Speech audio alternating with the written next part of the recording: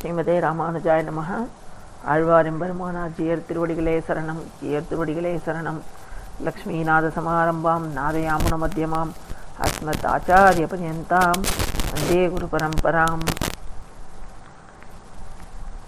இப்போது நமக்கு வரப்போகிறது ஏகாதசி. இந்த ஏகாதசி உத்தான ஏகாதசின்னு சொல்லுவாள், பிரபோதினி ஏகாதசின்னு சொல்லுவாள். ஆனால் இதனோட முக்கியமான பெயர் கைசிக ஏகாதசின்னு பேர். கார்த்தி மாதம் சுக்லபக்ஷம், அதாவது வளர்பிறையில் வரக்கூடிய இந்த ஏகாதசிக்கு கைசிக ஏகாதசின்னு பேர். கைசிகம்ங்கிறது ஒரு ராகத்தோட பேர். இந்த ஏகாதசிக்கு எதுக்கு இந்த கைசிக ஏகாதசின்ற பேர் வந்தது அப்படிங்கிறதுக்கு ஒரு கதை இருக்குது. அந்த கதையை பார்த்துருவோம். அதுக்கப்புறமா அதனோட பலன்கள்லாம் பார்ப்போம். இதை வராக பெருமாள் பூமி பிராட்டிக்கு உபதேசம் பண்ணியிருக்கார். இந்த கதையை வராக சுவாமியே பிரளய ஜலத்திலேருந்து பூமாதேவியை மீட்டு எடுத்துன்னு வந்ததுக்கப்புறமா தன்னை மடியில் உட்கார வச்சு ஆசுவாசப்படுத்தி பூமாதேவிக்கு உபதேசம் பண்ணுறார் அப்படின்னு சொல்லி புராணம் சொல்கிறது, இந்த கைசிக புராணம். அப்போது இது நடந்தது எங்கே, என்ன இதுக்கு சிறப்பு அப்படின்னு சொல்லி பார்த்தோம்னா, இது நடந்தது சவுத்தில் திருநெல்வேலி தாண்டி திருக்குறுங்குடின்னு ஒரு திவ்யதேசம் இருக்குது. 106 ஒரு திவ்யதேசம் இருக்குது. இந்த ஊரில் பெருமாள் 5 நம்பி, இதில் ஒருத்தர் மலைமேல் நம்பி, கீழே இருக்கிறவர் நின்ன நம்பின்னு பேர். இன்னும் 3 நம்பிகள் அங்கேயே இருக்கா, 5 நம்பிகள். இந்த மலைமேல் இருக்கிற நம்பி அவரை பற்றின விஷயம்தான் இந்த கைசிக ஏகாதசி விஷயம். அந்த ஊரில் நம்பாடுவான் அப்படின்னு சொல்லி ஒருத்தர் இருந்தார். அவர் தாழ்ந்த வகுப்பை சேர்ந்தவர். ரொம்ப நன்னா பாட்டு பாடுவார், ரொம்ப நன்னா வீணை வாசிப்பார். பெருமாள் கிட்ட மாறாத காதல் கொண்டவர், அளவில்லாத பக்தி கொண்டவர். மலைமேல் நம்பிக்கிட்ட அளவில்லாத பக்தி கொண்டவர். அப்படி இந்த என்ன பண்ணுவார்னா, ஒரு ஏகாதசிக்கும் ராத்திரி போய் மலைமேல் நம்பி சன்னதியில் போய் நின்றுண்டு இந்த பிரம்ம முகூர்த்தம் அப்படின்னு சொல்லக்கூடிய 4லேருந்து 6, கார்த்தால 4லேருந்து 6 அப்படின்னு சொல்லக்கூடிய பிரம்ம முகூர்த்தத்தில் அங்கே போய் பெருமாளை பாட்டு பாடி வீணை மீட்டி பாட்டு பாடி மனசார வேண்டிட்டு பெருமாள்கிட்ட சரணாகதி அடைஞ்சிட்டு அங்கேருந்து வருவார். ஏன்னா அவரால் பெருமாளை சேவிக்க முடியாது. 2 விஷயம். ஒன்று அவர் தாழ்த்தப்பட்ட குலன்றதுனால கோவிலுக்குள்ளே போக முடியாது. சரி, போன அப்புறத்து வெளியிலேருந்து அது பெருமாளை சேவிக்கலான்னா கொடிமரம் அங்கே குறுக்க நிற்கும். அதனால் அவர் அப்படியும் சேவிக்க முடியாது. ஸோ பெருமாளை சேவிக்க மாட்டார். என்றைக்காவது ஒரு நாளைக்கு நான் உன்னை பார்த்துட மாட்டேனா, உன்னை சேவிச்சிட மாட்டேனா, நீ என் கண்ணுக்கு தெரிஞ்சிட மாட்டியா அப்படிங்கிற ஏக்கத்தோட ஒரு ஏகாதசிக்கும் மலை மேலே போய் அந்த பாட்டை பாடி பெருமாளுக்கு திருப்பள்ளி எழுச்சி பண்ணி ராகம் பாடி எல்லாம் முடிச்சுட்டு தான் பெருமாளை சேவிச்சுட்டு தான் வருவார். இப்படி காலங்காலமாக நடந்துட்டுருக்கு. அவருக்கு ஒன்றும் கோயிலுக்குள்ளே போகல, பெருமாளை சேவிக்கலைங்கிறதுல ஒன்றும் அவருக்கு வருத்தமே கிடையாது. எனக்கு பெருமாளை நான் என்னோட பாட்டில் பார்க்குறேன் போகிறோம் அப்படின்னு சொல்லிட்டு அந்த திருப்தியிலேயே அவர் வாழ்ந்துட்டு இருந்தார். அதில் சிறப்பாக கைசிகம் அப்படிங்கிற ராகத்தை பாடுவாராம். அந்த கைசிகம்ங்கிற ராகம் அந்த பெருமாளுக்கு ரொம்ப பிடிக்குமா. கைசிக ராகம் அந்த மலைமேல் நம்பிக்கை ரொம்ப பிடிக்குமா. அதனால் இந்த கைசிகம் அப்படிங்கிற ராகத்தை தான் அவர் பாடுவார், டெய்லியே பாடுவார். எஸ்பெஷலி ஏகாதசி அன்னைக்கு அந்த இடத்துல போய் ராத்திரி போய் நின்று துவாதசி கார்த்தால அங்கே போய் பண்ணுவார். இது நடக்கக்கூடிய விஷயம். பெருமாளும் இந்த ராகத்தில் மயங்கி அவரை அப்படி சொல்லுவாராம் பூமி பிராட்டிக்கிட்ட, எப்படி தான் பாடுறான் பாரு அப்படின்னு சொல்லுவாராம். அந்த மாதிரி ஒரு நடக்கிறது. அப்படி இந்த கைசிக ஏகாதசி அன்னைக்கு ராத்திரி அவசரமாக போகிறார். மலைமேல் நம்பியை சேவிச்சுட்டு பெருமாளுக்கு பண்ணி செச்சுட்டு கார்த்தால வரணும். அப்படி போகிறார். அப்படி போகும்போது அந்த ஒரு அப்போல்லாம் எல்லாம் ஊரெல்லாம் காடுங்கடுமாக தானே இருக்கும். ஊர் போக ரொம்ப செம்மையான வழியோ ரோடோ அப்படியெல்லாம் எதுவுமே கிடையாது இல்லையா. அப்படின்னு சொல்லிட்டு அந்த மாதிரி ஒரு காட்டு வழியில் ஒரு வீணை எடுத்துகிட்டு பெருமாளை நோக்கி ரொம்ப வேகமாக போகிறார். அப்படி போகும்போது அந்த நடு நிசியில் அந்த காட்டு வழியில் ஒரு பிரம்மராட்சஸ். அந்த பிரம்மராட்சஸ் அதுக்கு சாப்பாடு இல்லாமல் பசியோடு இருக்குது. நம்பாடுவானை பார்த்த உடனே ஆஹா நமக்கு நல்ல இன்னைக்கு தீனி கிடச்சிருது அப்படின்னு சொல்லி ரொம்ப சந்தோஷமாக வர்றது.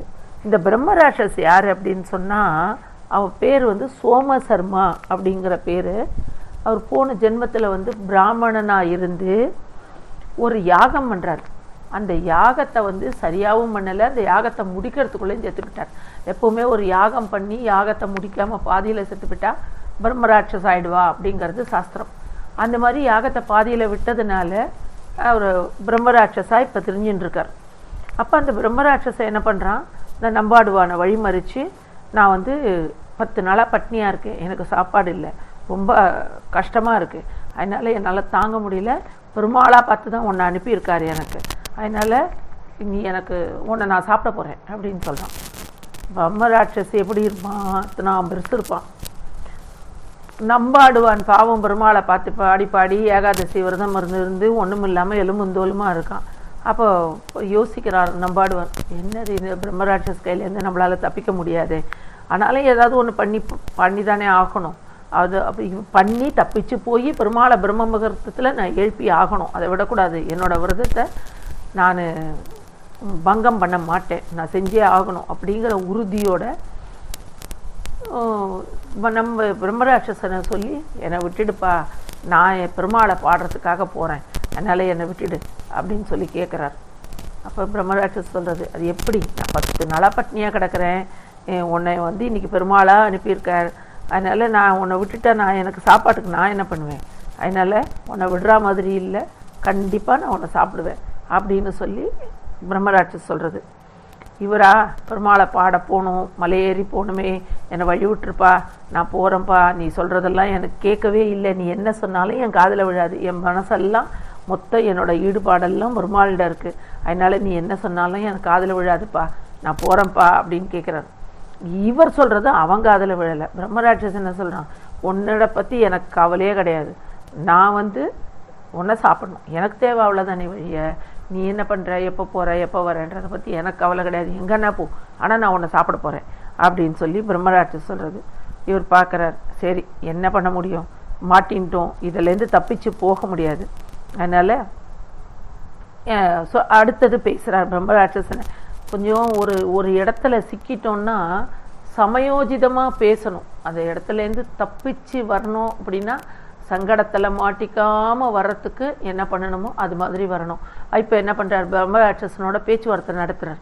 என்னென்னு, நான் உனக்கு உணவாகிறத பற்றி எனக்கு கவலை கிடையாதுப்பா, நீ என்னை சாப்பிட்டுக்கோ தாராளமாக, ஆனால் செத்த நாளி நீ வெயிட் பண்ணு, நான் போய் மலைமேல் நம்பியை பாடிட்டு என் விரதத்தை முடிச்சுட்டு ஓடி வந்துடுறேன், வரும்போது நான் உன்னை இங்கேயே வரேன், நீ என்னை சாப்பிட்டுக்கோ அப்படின்னு. அது பிரம்மராட்சஸ் பெருசாக சிரிக்கிறது, என்னது இது, ஏன்னா நீ நம்ப சொல்கிறியா, நீ போயிட்டு வரேன் அப்படின்னு சொல்லுவேன், அதெல்லாம் நீ மனுஷன் பண்ணுற சத்தியத்தெல்லாம் நான் நம்ப முடியுமா, எவன் சொன்னதை உண்மையை வார்த்தையை காப்பாற்றிருக்கான், அதனால் உன்னை என்னால் விட முடியாது, கையில் கிடைச்ச சாப்பாடை எவனாவது விடுவானா, அதெல்லாம் கிடையாது அப்படின்னு சொல்லிட்டு, இல்லைப்பா நான் வந்துடுவேன், இது சத்தியம் அப்படிங்கிறார். இல்லை நீயே தாழ்ந்த குலத்தை சேர்ந்தவன், உன்னால் ஒரு சத்தியம் நீ பண்ணியானா உன்னால் எப்படி காப்பாற்ற முடியும், அதனால் நீ என்கிட்டேருந்து தப்பிச்சுன்னு போகிறதுக்காக பொய் சொல்கிறிய வழிய நீ வரமாட்ட, அதுவும் இல்லாமல் நீ வரும்போது இந்த வழியிலேயே வரமாட்ட, வேறு வழியாக போய் தப்பிச்சுன்னு போயிடுவேன், என்கிட்டேருந்து நீ திருப்பி சொன்ன அப்படி நீ வரமாட்டேன், அதனால் நான் உன்னை விட மாட்டேன் அப்படிங்கிறது பிரம்மராட்சசன்.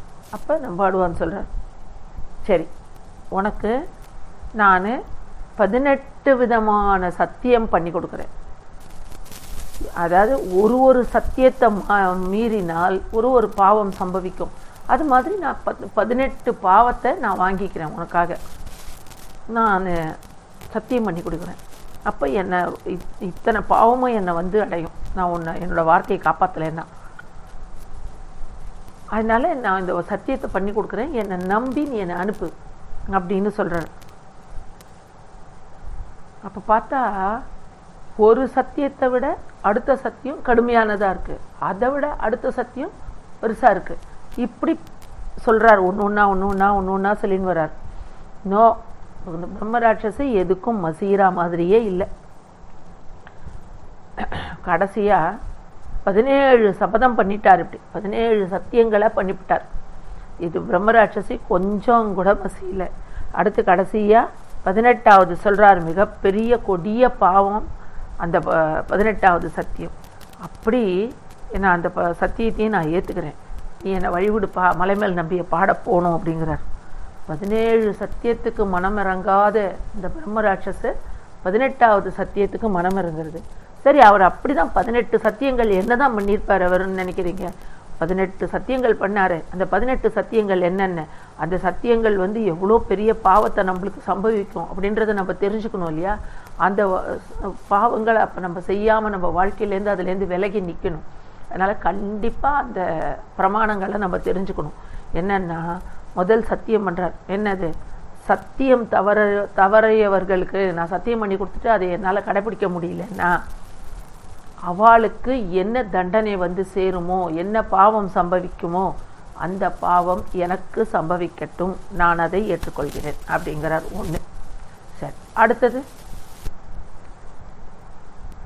மாற்றான் மனைவி வேற பொண்ணுக்கிட்ட ஆசைப்பட்டு அதனால் ஏற்பட கூடிய பாவம் என்ன வருமோ அந்த பாவம் என்னை அடையட்டும் அப்படிங்கிறார். சரி, 3வது பாவம். இப்போது நம்மளே ஆற்றலெல்லாம் சொல்லுவோம், பந்தி வஞ்சனை பண்ணக்கூடாது, ஒருத்தருக்கு ஒன்று போட்டு ஒருத்தருக்கு ஒன்று போடாமல் அப்படி விடக்கூடாது அப்படிம்போம். வெறுமை உனக்கு பிடிக்கலன்னா கூட பரவாயில்ல, ஒரு ஸ்பூனாவது போட்டுக்கோ, பந்தி வஞ்சனை பண்ணக்கூடாது அப்படின்னு சொல்லுவோம் இல்லையா? அது மாதிரி அந்த பந்தி வஞ்சனையை எவ்வளோ பெரிய பாவமாக்குறார் பாருங்க இவர். ஒருத்தர் 2 பேர் சாப்பிட்றான்னா ஒருத்தனுக்கு ஒன்று போட்டு ஒருத்தனுக்கு ஒன்று போடாமல் பந்தி வஞ்சனை யார் செய்கிறானோ அவனுக்கு என்ன பாவம் வருமோ அந்த பாவம் என்னை அடையட்டும் அப்படிங்கிறார். சரி, அடுத்தது 4வது. ஒரு பிராமணனுக்கு ஒரு இடத்தையோ பொண்ணையோ பொருளையோ எதையோ ஒன்று தானம் பண்ணிட்டோம். அவன் ஏதோ கஷ்டப்படுறான்றதுனாலையோ இல்லை விருப்பப்பட்டோ இல்லை அவனோட தேவைக்கோ இல்லை நம்ம தர்மம் பண்ணுறோன்னு நினச்சோ ஏதோ ஒரு காரணத்துக்காக பண்ணிட்டோம். பண்ணினதுக்கப்புறமா ஏதோ ஒரு சந்தர்ப்பம் நம்மளுக்கே தேவை வருதா, இல்லை நம்மளுக்குள்ள சண்டை வருதா, அவன் மேலே ஏதாவது கோபம் வருதா, ஏதோ ஒரு காரணத்துக்காக நான் உனக்கு கொடுத்தேன் இல்லை திருப்பி கொடுக்குறத அப்படின்னு சொல்லி திருப்பி வாங்கினா அந்த என்ன பாவம் வருமோ அந்த பாவம் எனக்கு சேரட்டும் அப்படிங்கிறார். அடுத்தது 5வது.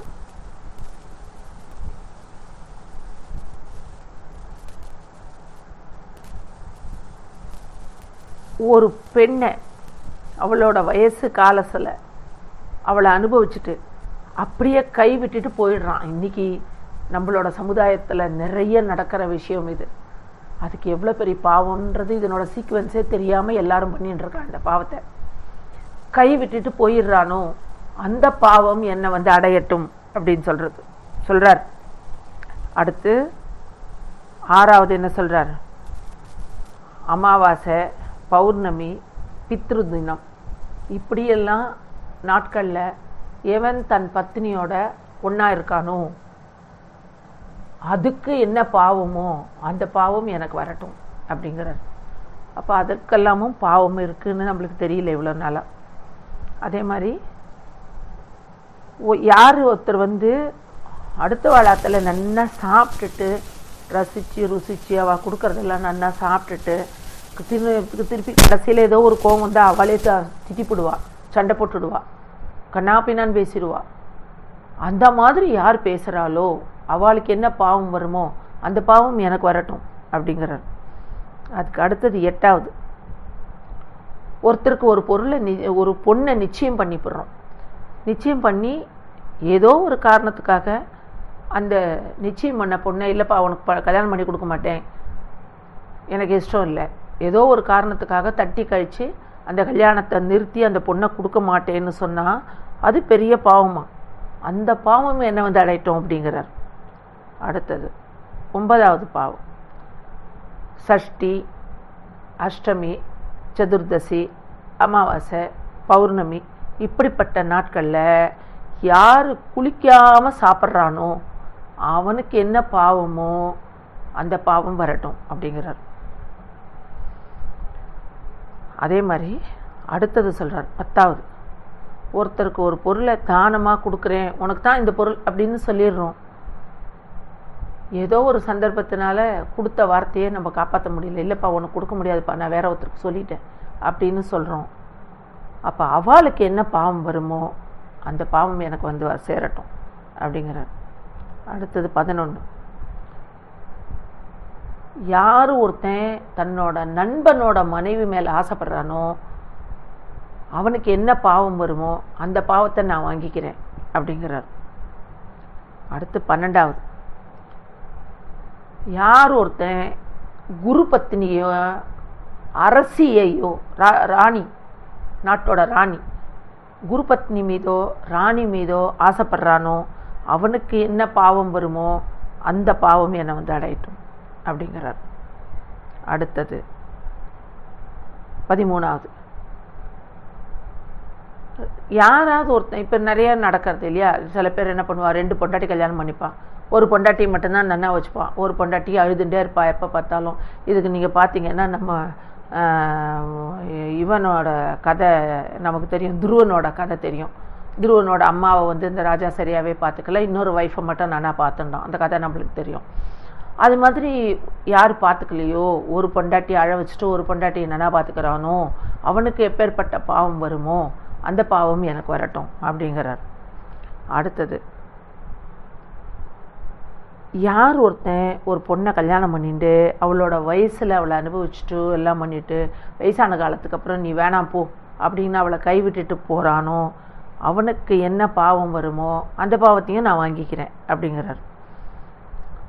அதே மாதிரி ஒரு பசுமாடு தாகத்தோடு தண்ணி குடிக்க வர்றது, அப்போ நம்ம என்ன செய்கிறோம், போ அப்படின்னு, ஏன்னா நமக்கு பக்கத்தில் இருக்கிற செடி அது மேய்ஞ்சிருமோன்னு பயம்.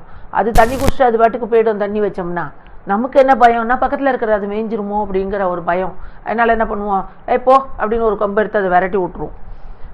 அது மாதிரி விரட்டி விட்டா என்ன பாவம் வந்து சேருமோ அந்த பாவத்தையும் நான் வாங்கிக்கிறேன் அப்படிங்கிறார். அதே மாதிரி யார் வந்து இந்த கெட்ட சகவாசம்லாம் வச்சுட்டு இருக்கா பாருங்கோ, குடிக்கிறான், வேற சூது விளையாடுறான், இப்படி ஒருத்தன் விரதம், நாம் யாரோ ஒருத்தன் இருக்கான், நான் இன்னைக்கு விரதம்ப்பா சாப்பிட மாட்டேங்கிறான், அவன்கிட்ட வந்து இல்லைப்பா இதெல்லாம் ஒன்றும் கிடையாது விரதமெல்லாம், இது சாப்பிட்டா ஒன்றும் பரவாயில்ல, இதை மட்டும் சாப்பிட்டுக்கோ அப்படின்னு சொல்லி அந்த விரதமாக இருக்கிறவாளை சாப்பிடுன்னு சொல்கிறதே பாவம். அந்த மாதிரி எல்லாம் எவன் வந்து சொல்கிறவனா அவனுக்கு பிரம்மகத்தி தோஷம் வருங்கிறான். அந்த மாதிரி சாப்பிடுன்னு சொன்னால் அவனுக்கு பிரம்மகத்தி தோஷம் வருவான். அப்படி வரக்கூடிய அந்த மகா பாவிகளுக்கு வரக்கூடிய அந்த எடுத்துக்கிறேன், நான் அந்த பாவத்தை நான் வாங்கிக்கிறேன் அப்படிங்கிறார். 16 பாவங்கள் சொல்லிட்டார், 17 பாவங்களை சொல்லிட்டார். அடுத்தது 16 சொல்லிட்டார், இப்போ 17வது சொல்லணும். என்ன சொல்கிறார்னா, யார் ஒருத்தன் பெருமாளை தவிர்த்து இதர தேவதைகளை உபாசிக்கிறானோ, அதாவது நிறைய தேவதைகள் இருக்குது இல்லையா, சின்ன சின்ன நம்ம வந்து அவளை குறை சொல்ல வேண்டாம், அது அவளுக்கு தெய்வங்கள், அவளை நம்ம அதை குறை சொல்கிறதுக்கு நம்ம தயாராக இல்லை. ஆனால் நம்ம ஸ்ரீ வைஷ்ணவாளாக இருக்கிறவ வந்து நம்ம நாராயணனை விட்டு தள்ளி போகாமல் இருக்கலாம், அது நம்ம பண்ணலாம், அவனோட அருகாமையிலேயே நம்ம இருக்கலாம், நம்ம வச்சுக்கலாம், அவளை நம்ம குறை சொல்ல வேண்டாம். ஆனால் அந்த மாதிரி யார் ஸ்ரீ வைஷ்ணவனாக இருந்து நாராயணன் நம்பாமல் இதர தேவதைகளை தேடி போகிறானோ அவனுக்கு என்ன பாவம் வருமோ அந்த பாவம் எனக்கு வரட்டும் அப்படிங்கிறார்.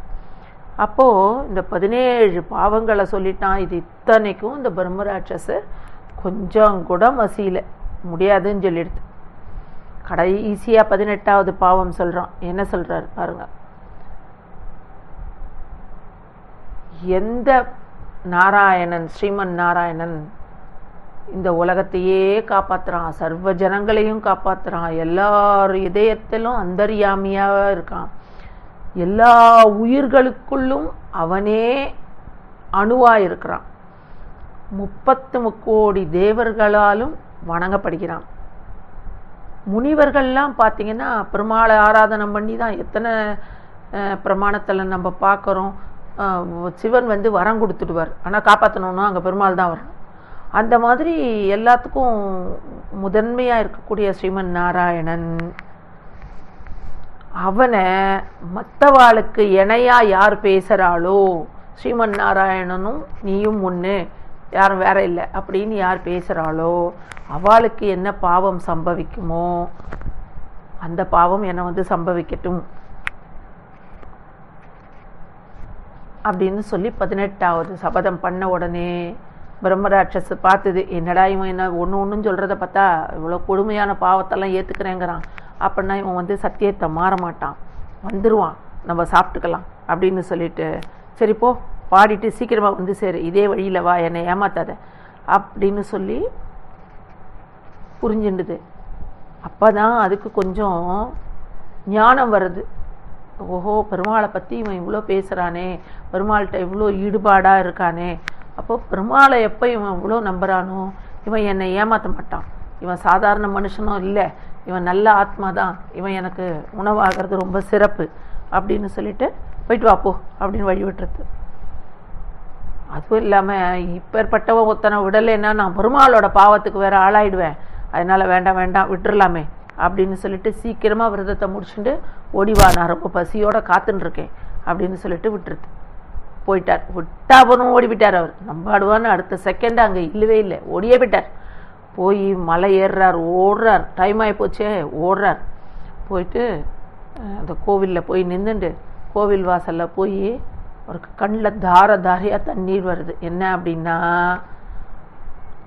நானும் ஒரு ஏகாதசிகம் வந்து பாடிட்டேன், உன்னை வந்து என்னால் இது வரைக்கும் உன்னை என் கண்ணால் பார்க்க முடியல, ஆனால் என்னைக்காவது ஒரு நாள் பார்த்துருவேங்கிற நம்பிக்கையோடு நான் இது வரைக்கும் இருந்துட்டேன், இதுதான் என்னோட கடைசி பாட்டு உனக்கு, இதுக்கு மேலே நான் பாட போகிறதில்ல, ஏன்னா என்னை பிரம்மராட்சஸு திரும்பி போகும்போது சாப்பிட்ற போகிறது, அதனால் இதுக்கு மேலே நான் பாட போகிறதில்ல, இந்த கடைசி நிமிஷத்துலேயும் உன்னோட தரிசனத்தை நான் பார்க்காம போகிறேனே, உன்னை கண்ணால் நான் சேவிக்காமல் போகிறேனே, அதனால் எனக்கு அது மட்டும்தான் கஷ்டமாக இருக்குது அப்படின்னு சொல்லி கண்ணால் தண்ணி விட்டு அழறார். பாவம், என்னோட பாட்டு இதுதான் உனக்கு கடைசியாக நாங்கள் பாடுற பாட்டு அப்படின்னு சொல்லி அந்த பாட்டை ரொம்ப உருக்கமாக பாடி பெருமாள் மேலே பாடி அழுதுண்டே பாடுறார்.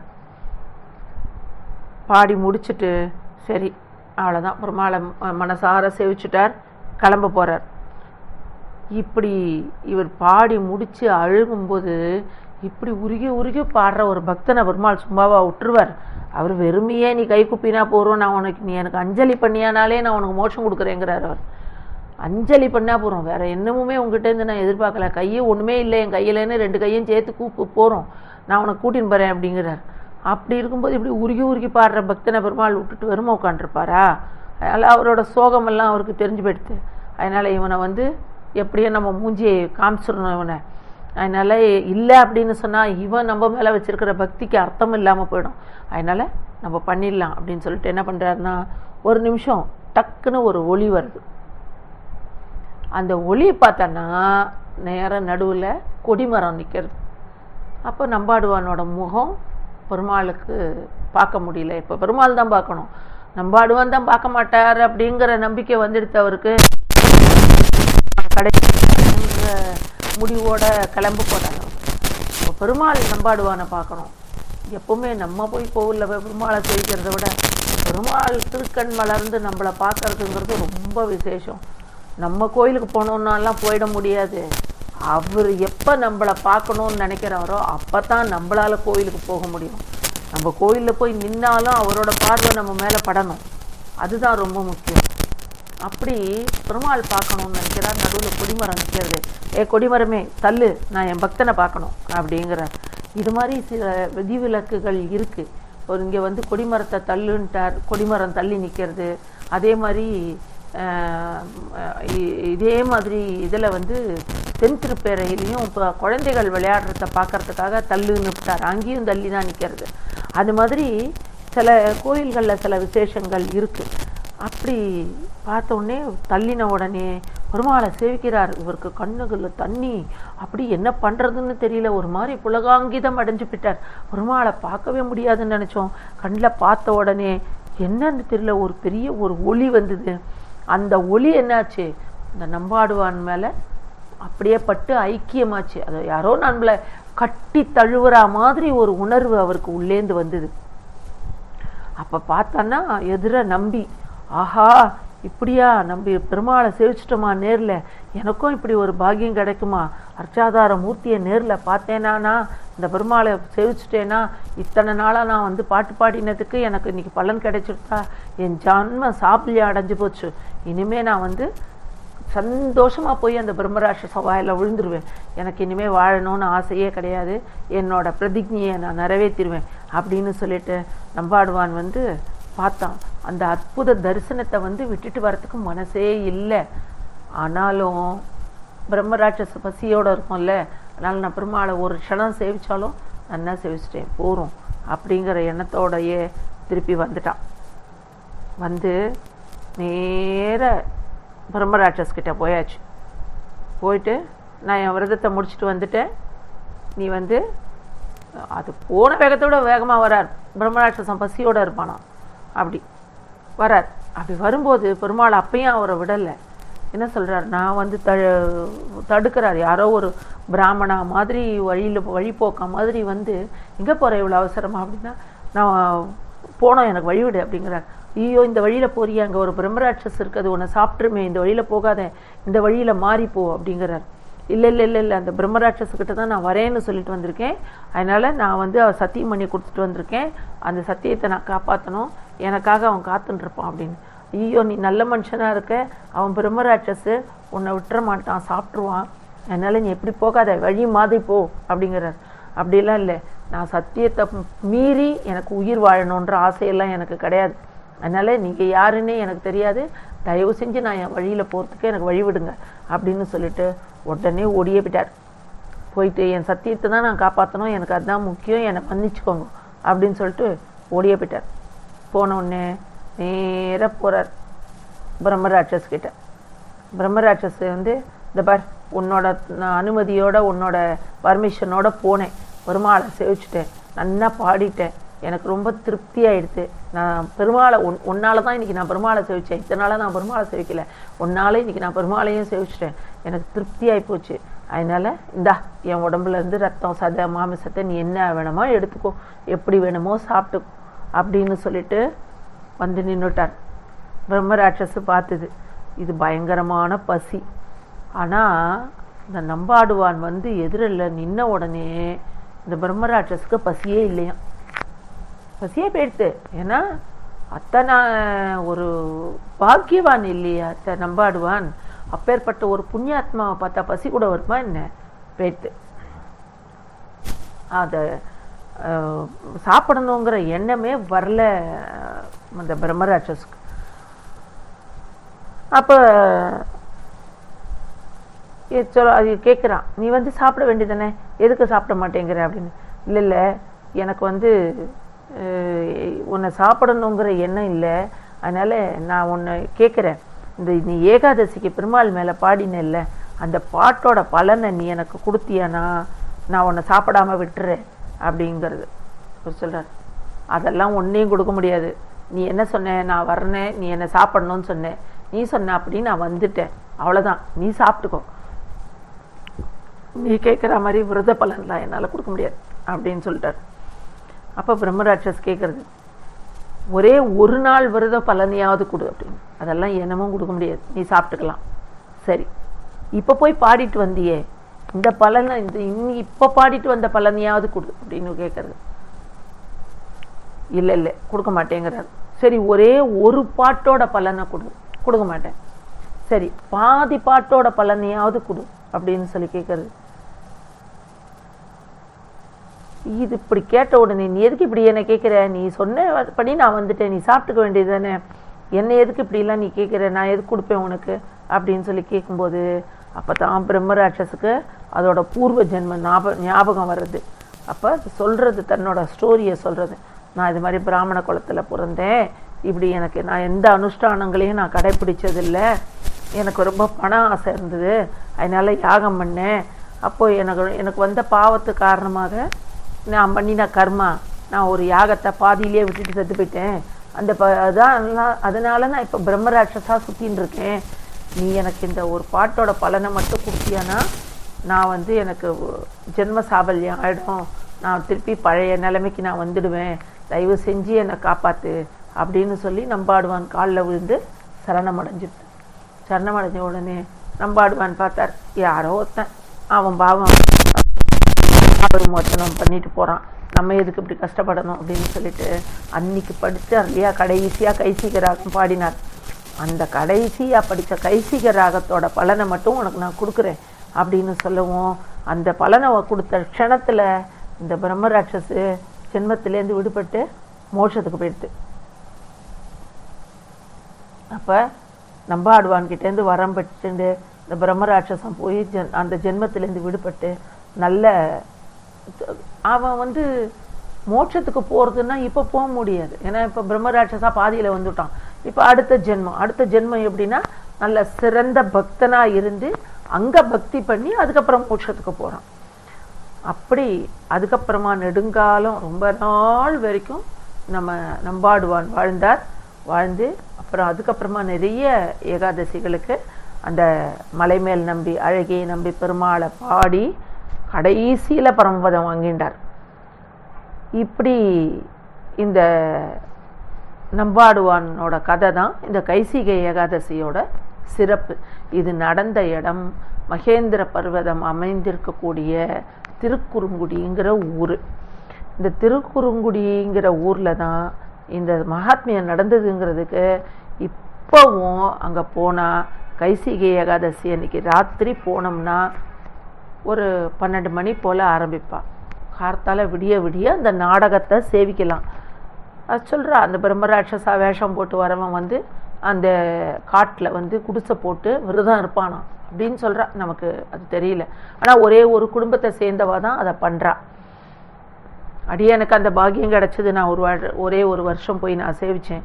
எல்லாருக்கும் அந்த பாக்கியம் கிடைக்கணும், எல்லாரும் பெருமாளை சேவிக்கணும், அந்த நாடகத்தை கண்ணால் நிஜமாகவே நடந்த மாதிரி பார்க்கக்கூடிய அந்த அனுபவத்தை எல்லாரும் பெறணும்னு நான் பெருமாளை பிரார்த்திக்கிறேன். இப்படி இந்த ஏகாதசி விரதம் நமக்கு என்ன பலன் கொடுக்கும் அப்படின்னு சொன்னால், அஸ்வமேத யாகம் பண்ண பலனை கொடுக்குங்கிறா, ராஜசூய யாகம் பண்ண பலனை கொடுக்குங்கிறா,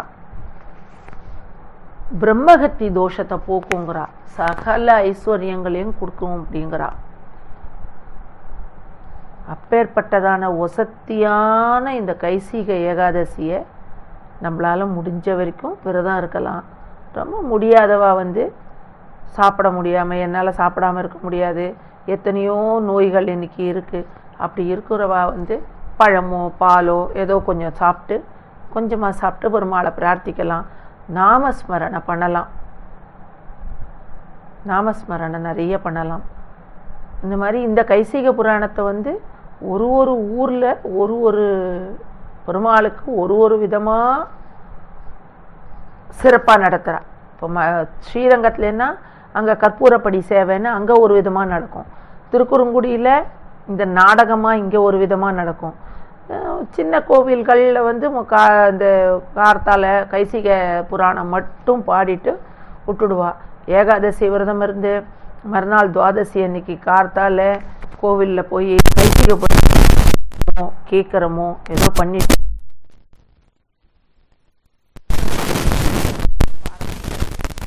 ரொம்ப விசேஷமான விஷயம். இதை நம்மளால படிக்க முடியலன்னா கூட யார் படிக்கிறாளோ அவ படிக்கிறத நம்ம கேட்டாலும் கூட போதும். நான் உங்களுக்கு சொன்ன மாதிரி இதுக்கு பிரபோதினி ஏகாதசின்னு பேர், உத்தான ஏகாதசின்னு பேர், கைசிகை ஏகாதசின்னு பேர். இந்த நாளில் சில பேர் துளசி கல்யாணம் கூட நடத்துகிறா. துளசி கல்யாணம் கூட நடத்துகிறா. அதனால்